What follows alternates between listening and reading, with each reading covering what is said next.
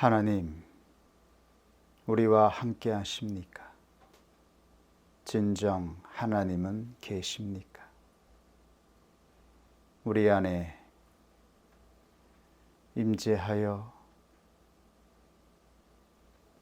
느끼게 하여 주신 경외는 하나님으로부터 나온 것이 맞습니까?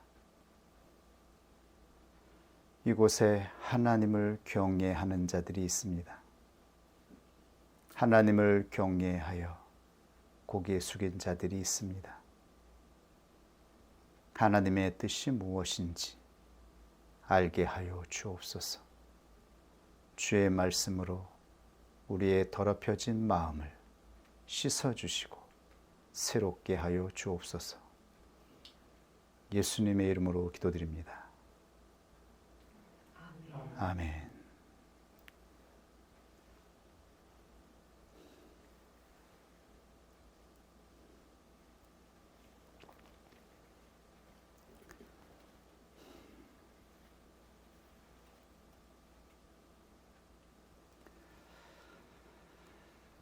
오늘 본문 문장의 중요한 단서는 이 사건의 주체가 누구인지를 찾아내는 것입니다. 과연 창세기 39장에서 이루어지는 시험 중에서 이 시험과 싸우는 주체는 누구인가요?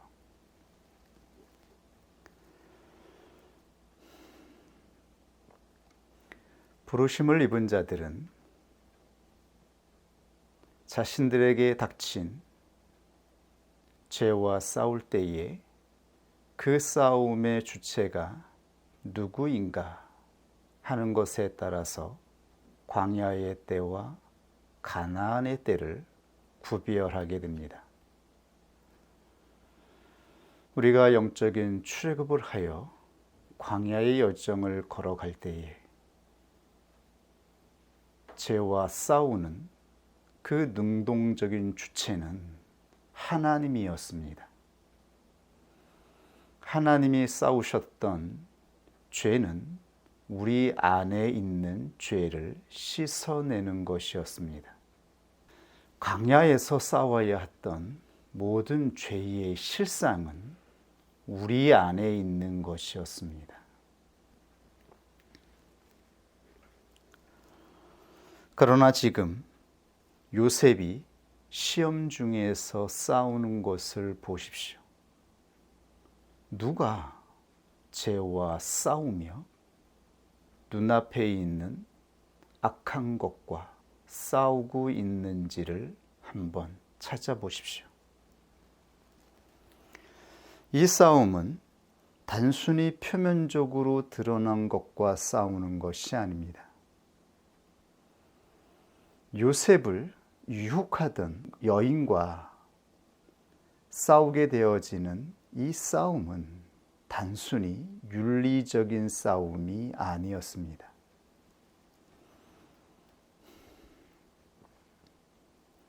이 싸움의 핵심은 주인이 명한 것을 지킬 것이냐 말 것이냐의 싸움이었습니다. 요셉 앞에 다가온 여인의 유혹은 단지 표면적인 것이었습니다. 요셉은 지금 눈앞에 다가온 여인의 유혹을 받으면서 그 여인의 유혹과 싸우면서 그의 마음의 중심은 더 본질적인 것에 있었습니다. 바로 자기에게 명령하신 주인의 명령 앞에 서 있었던 것입니다.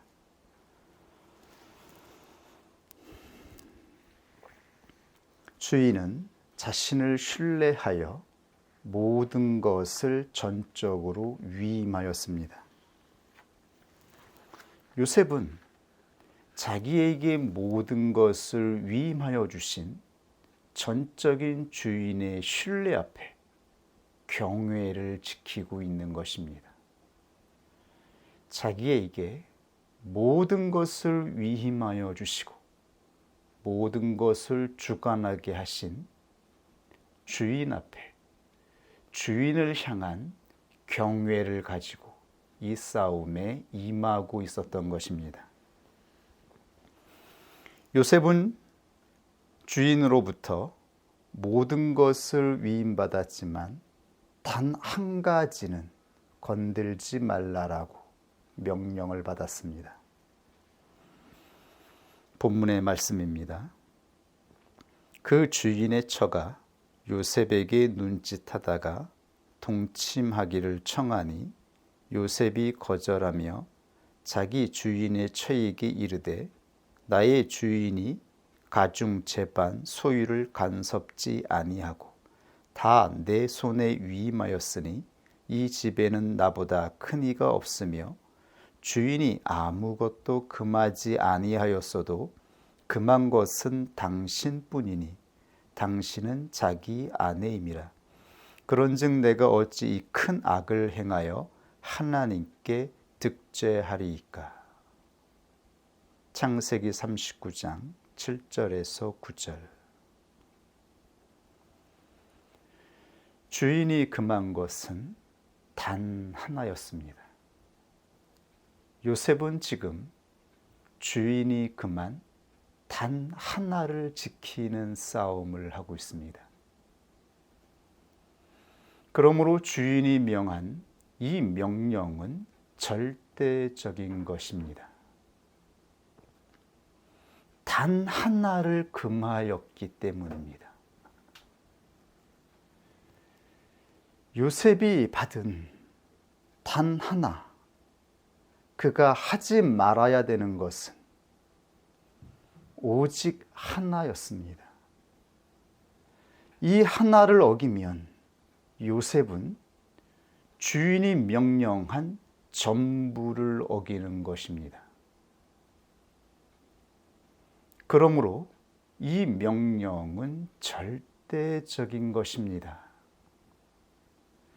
이 하나를 지키느냐 마느냐에 따라서 요셉은 주인이 명령한 전부를 어기는 것이 되기도 하고 지키는 것이 되기도 하기 때문입니다.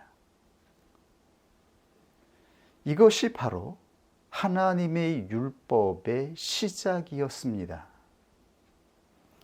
하나님은 에덴 동산에서 태초에 아담에게 모든 것을 위임하여 주시되 단 하나만 금하였습니다.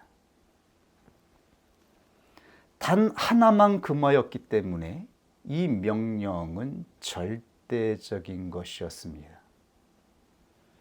이 하나를 어기면 그는 주인의 것 전부를 어기게 되는 것입니다. 단 하나의 명령이었던 것입니다. 이렇게 하나님의 율법이 시작되었습니다. 단 하나의 명령으로. 그러므로 절대적인 것으로, 절대로 어기면 안 되는 것으로, 단 하나의 명령으로 요구된 것입니다.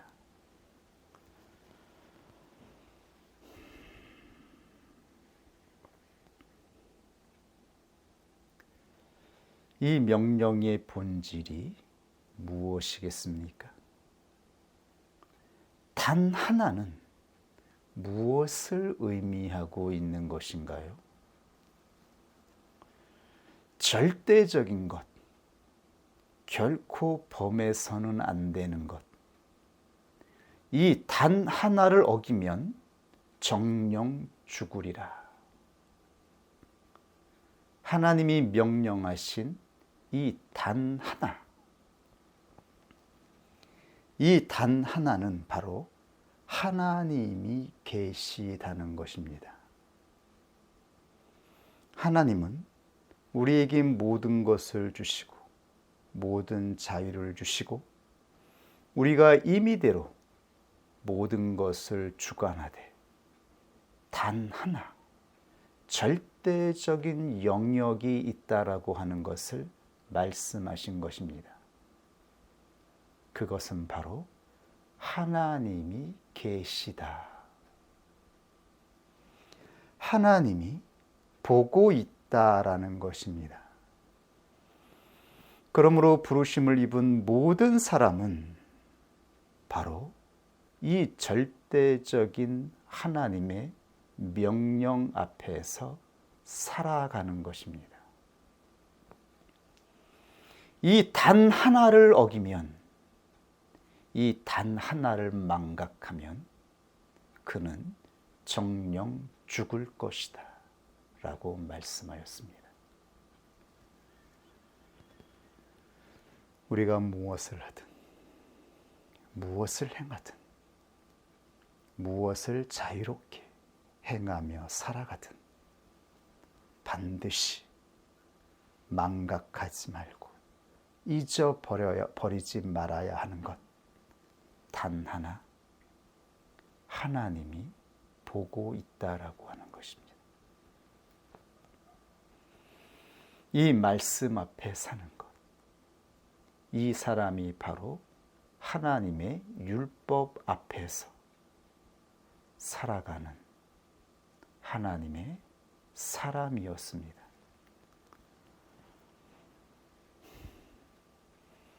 하나님이 계시다라고 하는 이 절대적인 영역은 부르심을 입은 사람마다 그 모형이 조금 다르게 나타나 시험을 받게 될 수 있습니다.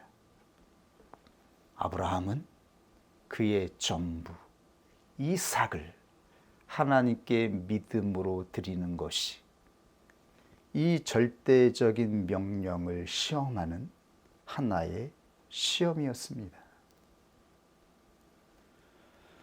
아브라함은 끝내 이 시험을 이겨냈습니다. 그는 믿음으로 부르심을 받아 구원의 여정을 걸어갔습니다.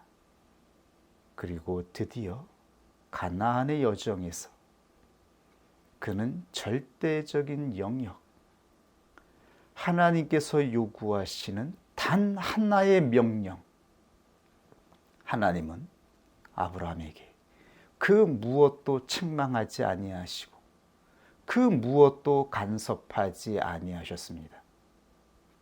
그리고 마지막에 단 하나의 시험을 하셨습니다. 너의 전부, 너에게 있는 단 하나의 독자 이삭을 하나님께 번제로 바치라는 것이었습니다. 아브라함은 하나님을 경외함으로 명령하는 이 단 하나의 명령 앞에 믿음으로 나아갔습니다. 그러므로 그는 믿음의 사람으로 인쳐졌을 뿐만 아니라 이 땅에 독생자 예수 그리스도를 보내시는 성부 하나님의 사랑을 예표하는 자로 성경에 기록되었습니다. 하나님은 아브라함의 믿음을 통하여 그가 믿음으로 싸워 이긴 그 사건을 통하여 성부 하나님의 사랑을 이 땅에 예표로 나타낸 것입니다. 이 세계에는 우리가 결코 어겨서는 안 되는 하나의 영역이 남아 있습니다. 인간이 타락함으로 말미암아 하나님의 율법이 파괴되고 사라졌지만 여전히 인간의 양심을 통하여 보편적으로 남아있는 법들이 이 세상에 존재하고 있습니다. 그것은 바로 부모의 영역, 교사의 영역, 반드시 넘어가서는 안 되는 이 영역들이 이 세상에 보편적인 윤리로 남아있는 것입니다.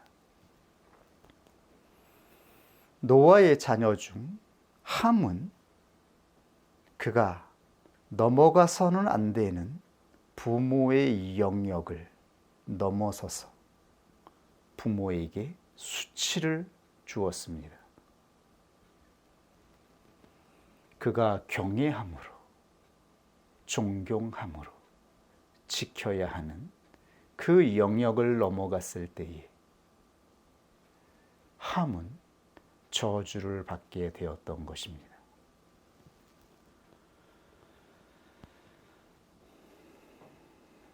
인간의 타락으로 말미암아 점점 더 이 세계는 절대적인 영역이 사라지고 있습니다. 점점 더 희미해지고 있습니다. 그러나 우리의 양심 안에는 이 절대적인 영역이 있다라고 하는 것을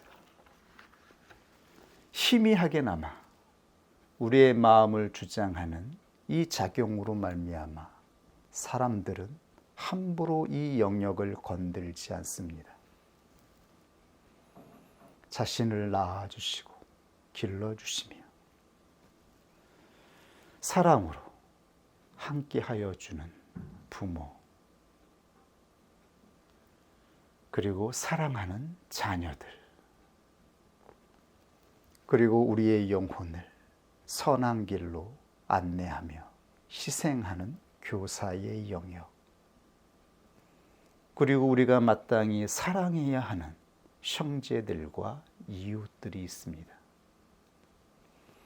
그러나 원수 마귀는 이 보편적인 영역들을 끊임없이 파괴하고 오염시키고 희미해지게 만들고 있습니다.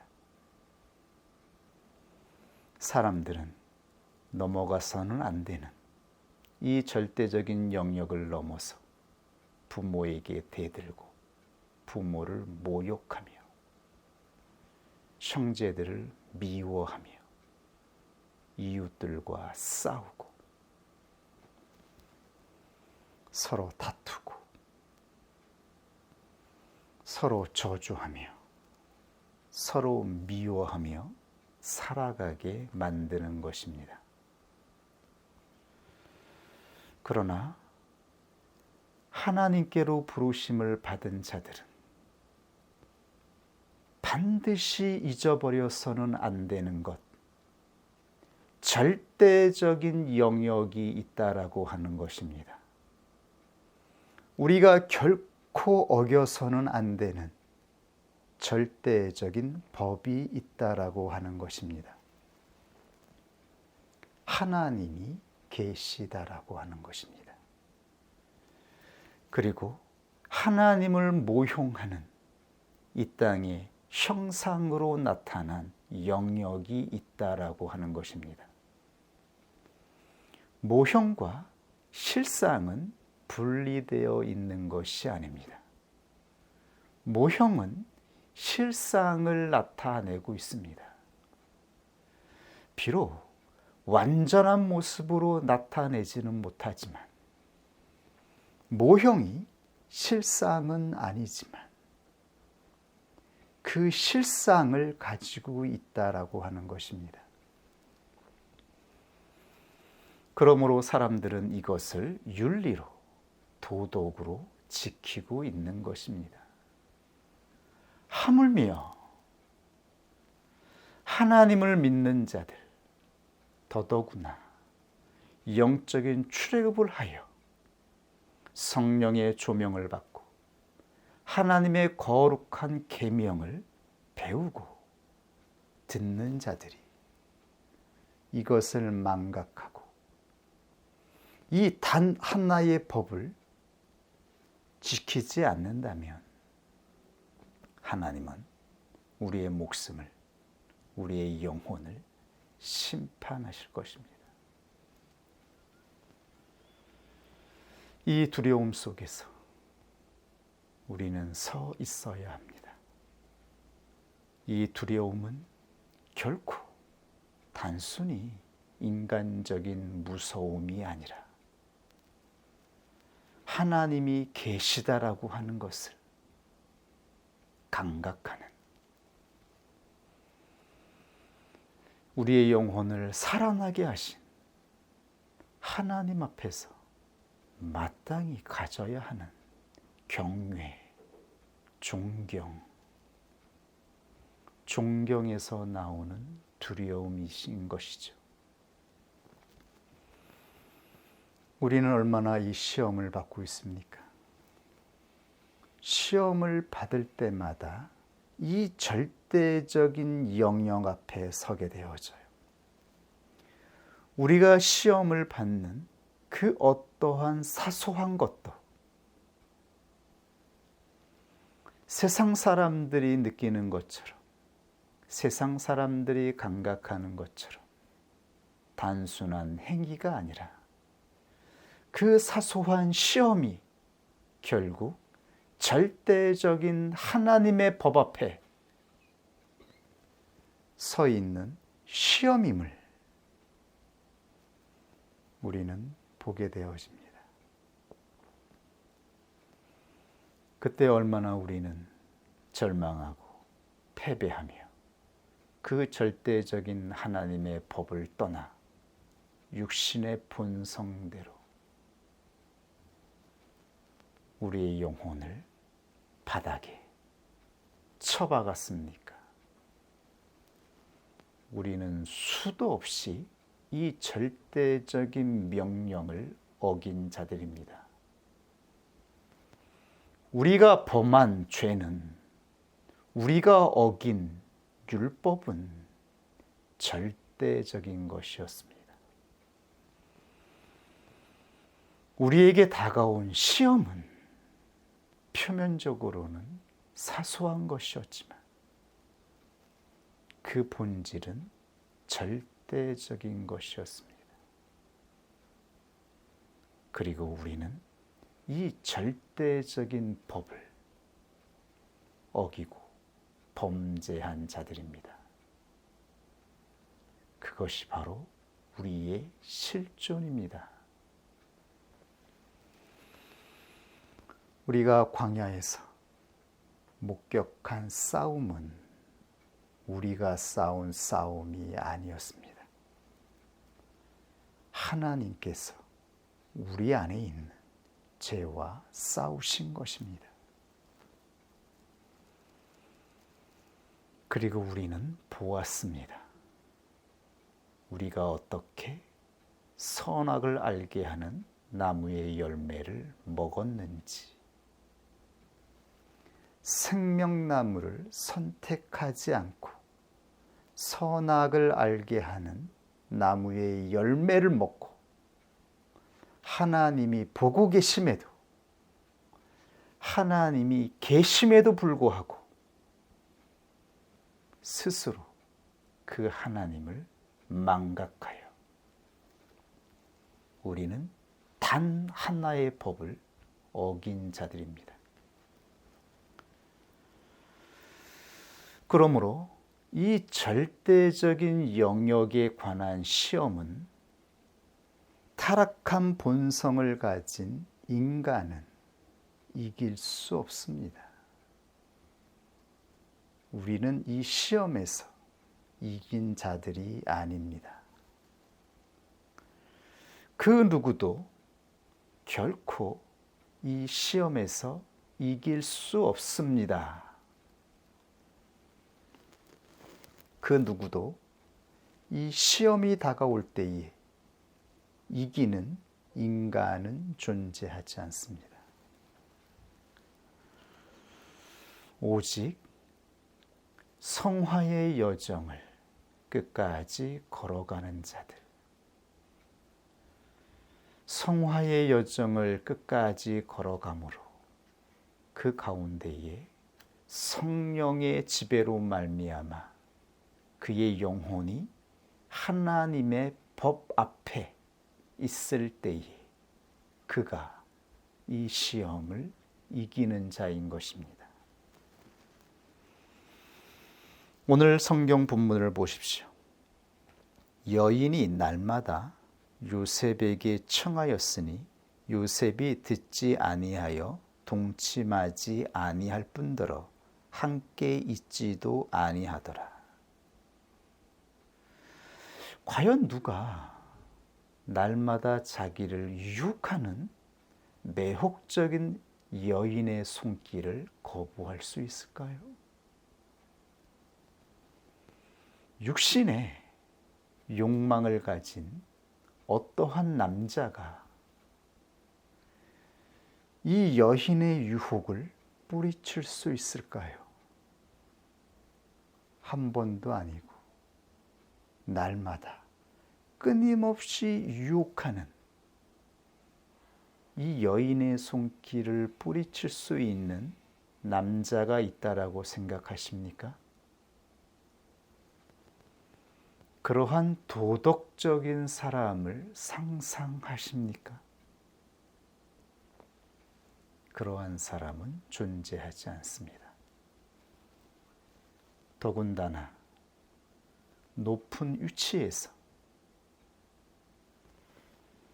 우리 자신의 생명을 좌지우지할 수 있는 그러한 기득권을 가진 여인이 다가와서 유혹한다면 어떠한 남자가 이것을 뿌리칠 수 있을까요? 옛사람의 본성으로 작용하는 사람은 그 누구도 이 유혹에서 안전하지 않습니다. 그 안에 절대적인 법이 세워져 있지 않기 때문입니다.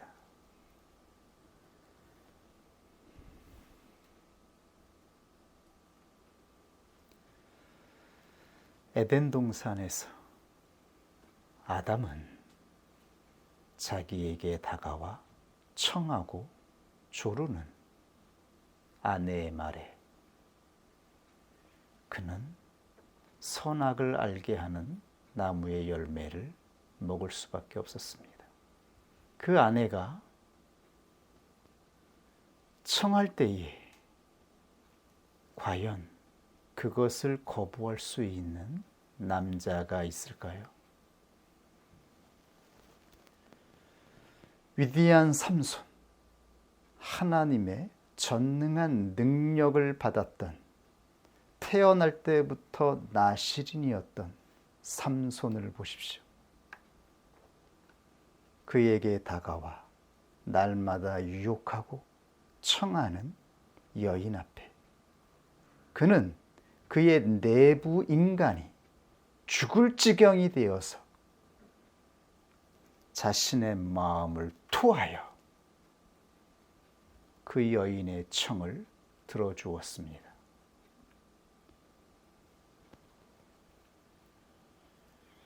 태초의 아담은 가장 깨끗한 자였으며 죄를 알지 못하는 자였으며 무죄한 자였습니다.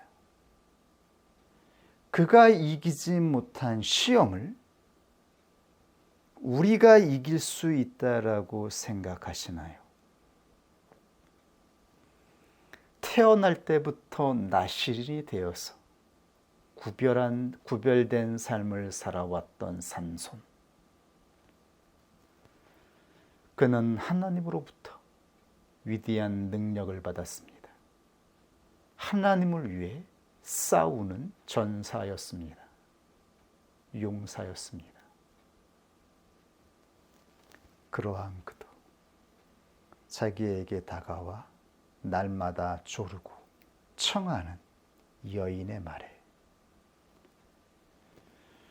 그는 넘어갔습니다. 누가 이 시험에서 이길 수 있단 말입니까? 다윗은 위대한 왕이었습니다. 경건한 자였으며 하나님을 신앙하는 자였으며 하나님께 큰 은혜를 받은 자였습니다. 그도 역시 밧세바에게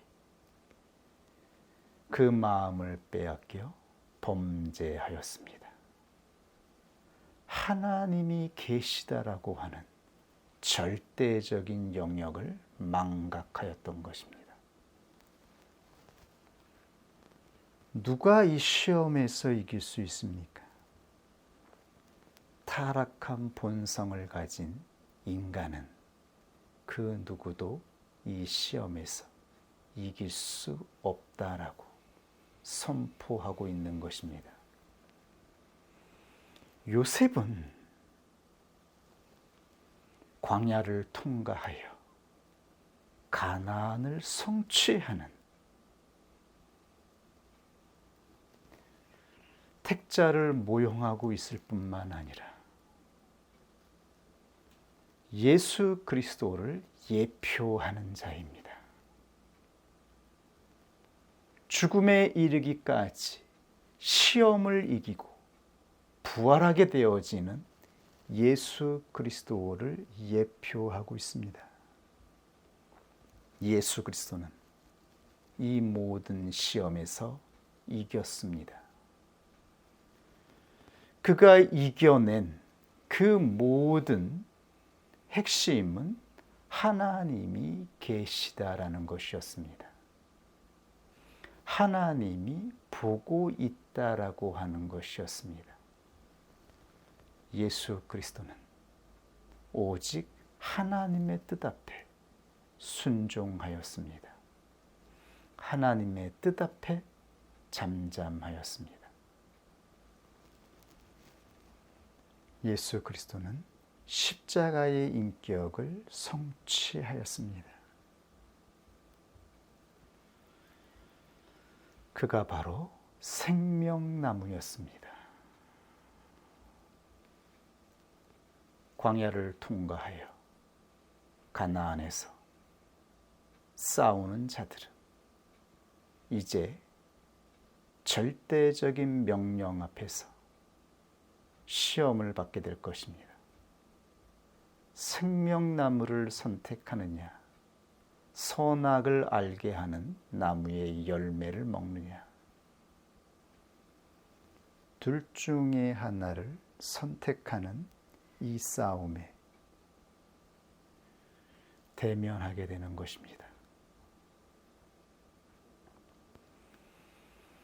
그때 사람은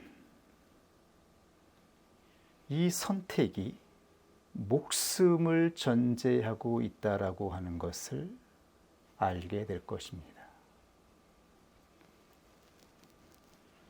전부 모든 것을 걸고 싸우는 싸움이라고 하는 것을 알게 되는 것입니다. 지금 요셉이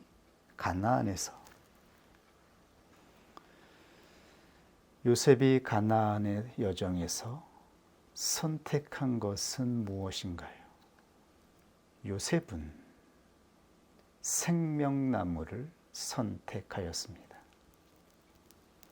예수 그리스도의 십자가의 인격을 선택하여 그는 죽음으로 들어간 것입니다.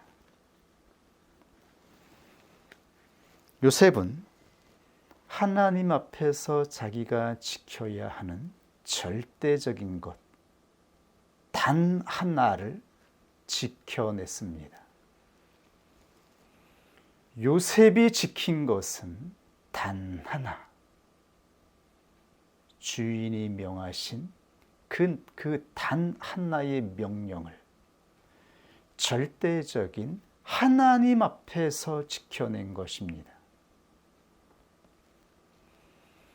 이것은 사람 앞에서 이루어진 싸움이 아니라 하나님 앞에서 요셉이 싸운 영적인 싸움이었던 것입니다. 그렇다면 우리는 어떠한가요? 우리에게 주어진 단 하나의 명령이 무엇인지 감각하고 있습니까? 이 단 하나의 명령을 지키지 아니하면 정령 죽으리라 선포하신 하나님의 음성이 마음 안에 심겨져 있습니까? 정령 죽으리라.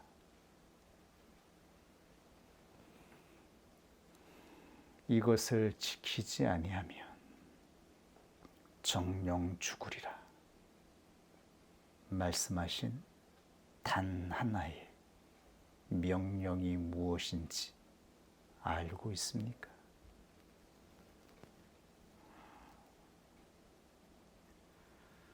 우리 앞에 놓여져 있는 모형이 보이십니까?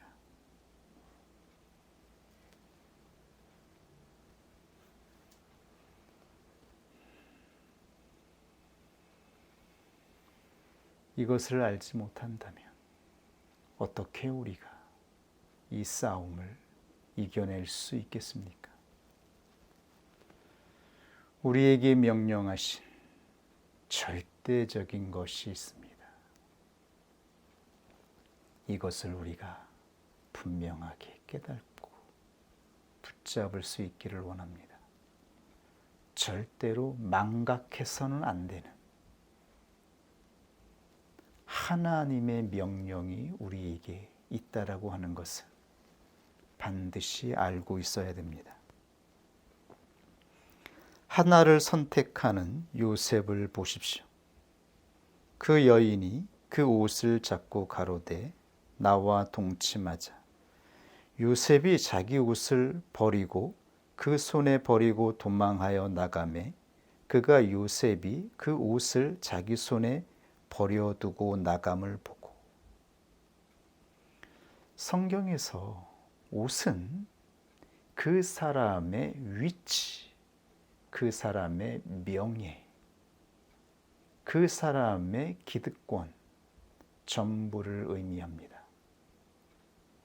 채색 옷을 입고 아버지로부터 모든 것을 물려받고 있었던 요셉은 이미 한 번 강제로 형들에 의해서 옷이 벗겨졌습니다. 그 일로 인하여서 요셉은 바닥으로 추락하였습니다. 높은 위치, 모든 것을 가진 자였던 요셉은 그 옷이 벗겨짐과 동시에 가장 비천한 자가 되었습니다. 그리고 하나님의 은혜로 말미암아 다시 모든 것을 가진 위치에 서 있게 되었습니다. 그런데 지금 요셉은 그 옷을 자기의 의지로 벗어버리고 있습니다.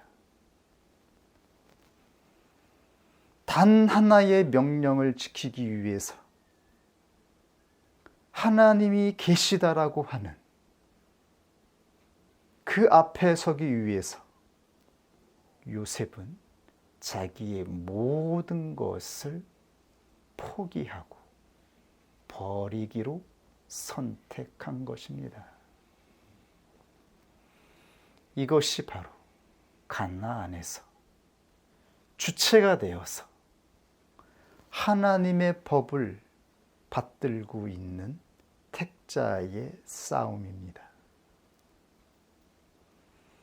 요셉은 이제 강제로 자기의 옷을 빼앗기는 것이 아니라 자기의 의지로 벗어버리는 것입니다. 또다시 그는 비천하고 가장 가난하고 가장 낮은 곳으로 떨어질 텐데도 불구하고 요셉은 선택하였습니다. 생명나무를 선택한 것입니다. 요셉은 죽음을 선택하였습니다. 단 하나의 명령을 지키기 위해서 하나님이 주신 영혼, 하나님이 우리 안에 주신 새 생명을 지키고 보존하기 위해서 자기의 육신의 전부 모든 것을 포기한 것입니다. 이것이 바로 우리가 싸워야 하는 싸움의 실상입니다. 언제나 그렇습니다. 언제나 원수 마귀는 우리에게 모든 것을 가지고 유혹하며 시험할 것입니다. 그때 하나님은 동시에 우리에게 시험을 이겨내라고 말씀하실 것입니다. 우리 안에 전부, 하나님이 주신 전부, 영원한 생명, 하나님 자신이 계시다는 것을 선택할 것을 우리에게 말씀하실 것입니다. 하나님을 선택하면 하나님이 가지고 계신 그 모든 것을 우리에게 기업으로 주십니다.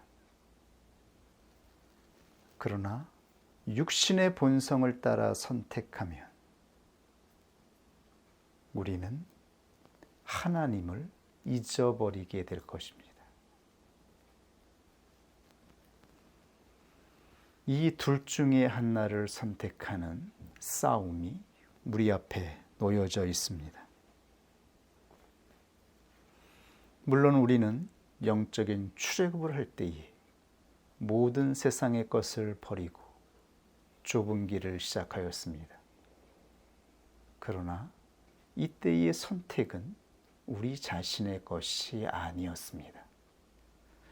하나님의 주권적인 의지로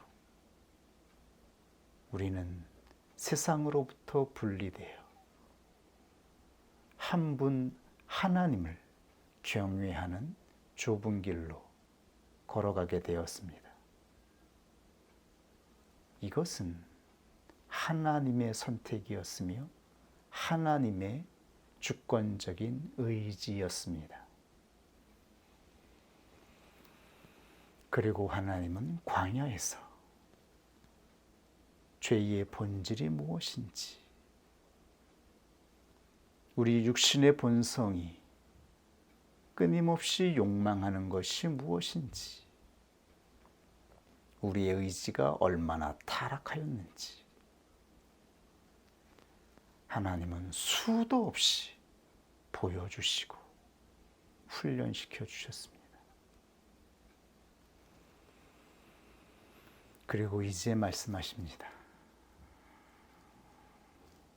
예수 그리스도를 따라 절대적인 단 하나의 것을 선택하라고 말씀하고 있는 것입니다.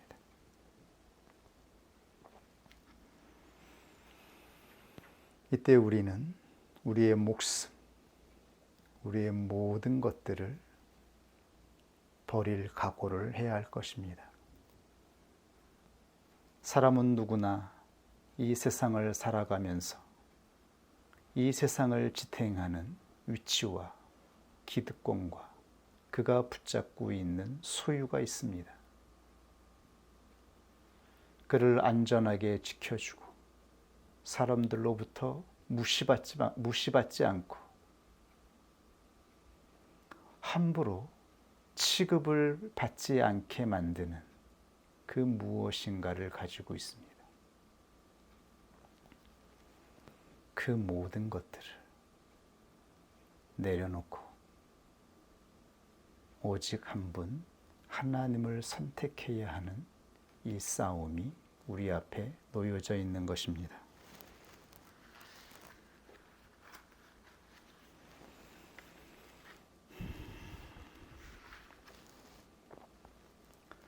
그 누구도 예수 그리스도의 죽음에 참여하지 않는 자는 하나님이 말씀하시는 부활에 참여할 수 없습니다. 이 부활의 믿음이 없다면 우리는 시험에서 이길 수 없습니다. 우리가 죽음을 선택하면, 그리고 죽기로 작정하면 우리의 모든 것을 내려놓고 가장 비참한 자리에 내려가면 하나님께서 새 것으로, 하나님의 것으로 모든 것을 회복시켜 주신다라고 하는 것을 믿는 믿음이 없으면 그 누구도 이 시험에서 이길 수가 없는 것입니다. 그러나 여기서 오해해서는 안 되는 중요한 진실 한 가지가 있습니다. 이것만 다시 확인하겠습니다. 사람은 스스로 절대로 죽음을 선택할 수 없다라고 하는 것입니다. 여러분 명심하십시오. 사람은 그 누구도 죽음을 스스로 선택할 수 없습니다. 우리의 의지로는, 우리의 육신의 본성은 이 길을 선택하지 않습니다. 그렇다면 우리가 무엇을 선택하는 것일까요? 우리가 하나님의 말씀을 듣고 또 오래오래 기도한다고 해서 이러한 상태가 되어지는 것이 아닙니다. 우리가 선택하는 것은 하나님께서 진리의 말씀으로 우리에게 조명하여 주시고, 우리가 기도할 때에 우리 안에 불러일으켜 주시는 그 믿음을 붙잡고 성령을 따라 길을 걸어가는 것입니다. 육신의 본성을 따라 걸어가는 길이 있으며 성령을 따라 걸어가는 길이 있습니다. 우리가 성령을 따라 걸어간다라고 하는 것은 죄를 단번에 없애버리고 늠름하게 승리한다라는 의미가 아닙니다. 우리는 끊임없이 죄와의 싸움에서 패배하여 수치를 당하고 모욕을 당하며 부끄러운 우리의 모습을 볼 것입니다. 우리는 처참한 우리 자신을 보게 될 것입니다. 절망스러운 우리 자신을 보게 될 것이며, 우리는 낭망하게 되어지고 가망이 없는 우리 자신의 인격을 보게 될 것입니다. 그럼에도 불구하고 우리 안에서 작용하는 믿음을 붙잡고 계속해서 나아가는 것입니다. 힘들게 겨우 죽을 지경이지만 창피하고 우리의 모습은 너무나 하찮아 보이고 우리의 모습은 너무나 부끄러워서 들킬까 봐 조마조마하고 괴롭지만, 이러한 우리 자신을 하나님 앞에서 인정하고 성령을 따라, 즉 우리 안에 주시는 믿음을 따라, 그리고 하나님께서 말씀하여 주시는 진리의 말씀을 따라 끝까지 걸어가는 것입니다. 믿음의 사람들은 우리와 똑같이 수치를 당하셨습니다. 똑같이 부끄러움을 당하셨습니다. 그러나 그들은 끝까지 구원의 여정을 완수하였습니다. 끝까지 구원의 여정을 걸어갔습니다. 그래서 믿음의 사람으로 인쳐진 것입니다. 그들은 우리가 상상하는 것처럼 그렇게 훌륭한 인격으로 자랑하면서 구원의 여정을 걸어간 것이 아닙니다. 아브라함을 보십시오. 다윗이 걸어갔던 그의 인생의 말년을 보십시오. 얼마나 긴장하며 얼마나 괴로운 인생의 짐을 지고 자기 안에서 나온 그 모든 죄악으로 말미암아 고난을 감당하며 겸손하게 그 길을 걸어갔는지를 보십시오. 그러므로 사도 바울은 우리에게 말씀하신 것입니다.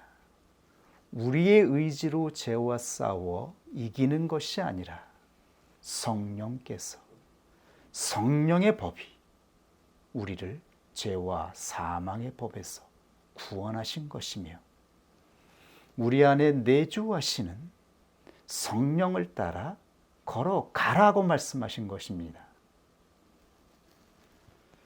육신의 본성을 따라 주저앉아서 포기하지 말고 다시 일어나서 성령을 따라 걸어가라고 말씀하신 것입니다.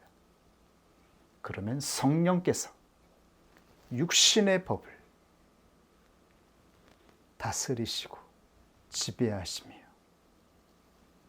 그 모든 것을 이겨내실 것이라고 말씀하신 것입니다. 우리 이 시간 우리에게 주신 하나님의 진리의 말씀 앞에 함께 기도하겠습니다.